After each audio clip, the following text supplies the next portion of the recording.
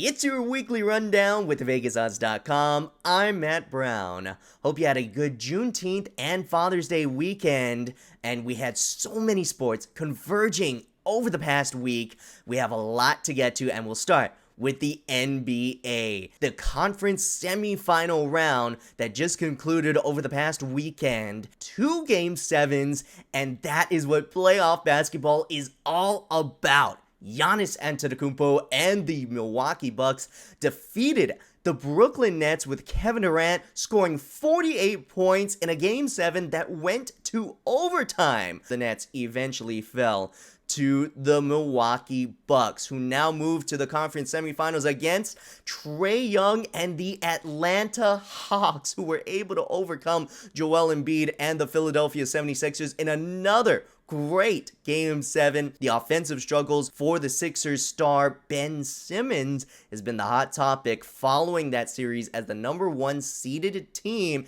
in the East has to figure out what's next. For the Hawks, they were actually led in scoring by Kevin Huerter, coming up big with his 27 points to aid a struggling Trae Young, who went 5 for 23 from the field and only 2 of 11 from beyond the arc. Both teams can really score in bunches, so no lead, even those 20 to 30 point leads, will be safe. The number 1 seed on the west side, Utah Jazz, were ousted in 6 by the LA Clippers, even without Kawhi Leonard, who got hurt. He hurt his knee late in that series. The Clippers are now facing the Phoenix Suns without Kawhi for now, while the Suns themselves have started the series without one of their stars, Chris Paul, who entered health and safety protocols last week. But they seem fine with Devin Booker scoring 40 points a game for them to start that series. But the final 4 teams in the NBA playoffs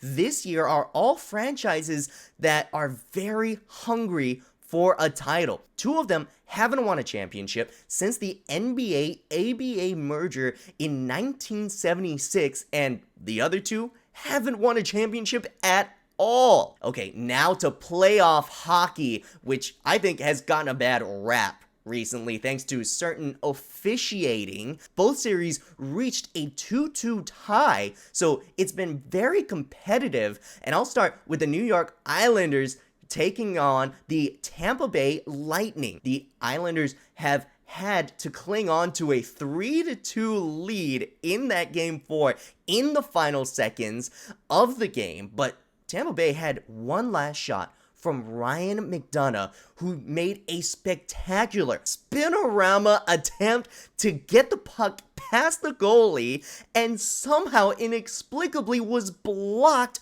almost out of nowhere by an Islanders defender in Ryan Pulock. This is what playoff hockey is supposed to be all about. The Lightning responded in Game 5 with a 8-0 blowout victory, so we'll see if the reigning champions can defend their Stanley Cup by moving on to the finals. The Vegas Golden Knights and the Montreal Canadiens have had to talk about, or not talk about, the officiating in their series. The Golden Knights have had a major, and I mean major, advantage in the power play department for more than double the time than your opponent has. That's what the Canadiens have had to deal with this series against the Golden Knights. Now, I'm not saying that these calls have to be perfectly fair, but Montreal fans are just asking for the obvious ones to be called, right? Go to VegasOdds.com to see how the Stanley Cup playoffs shape up throughout this week. We go to soccer and Euro 2020,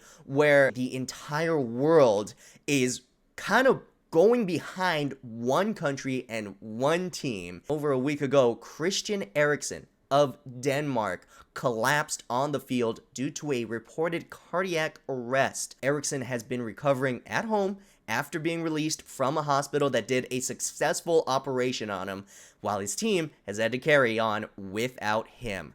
Some inspired play from Denmark resulted in a 4-1 victory over Russia. They will play Wales on Saturday in Amsterdam, looking for a spot in the quarterfinals. And more inspiring play came from the US Open in golf. Jon Rahm captured his first major championship, and he is now the first US Open champion from Spain. He had to withdraw from a tournament a couple of weeks prior because he tested positive for COVID-19. Yeah, he withdrew from that tournament. He had to isolate himself, get himself cleared for the US Open, and he just went to get some great rounds in at Torrey Pines, a course where he's had success at, and claimed the title just like that. Rahm has said that he believes that the biggest breakthroughs can come from the biggest setbacks, and he definitely had a breakthrough in his career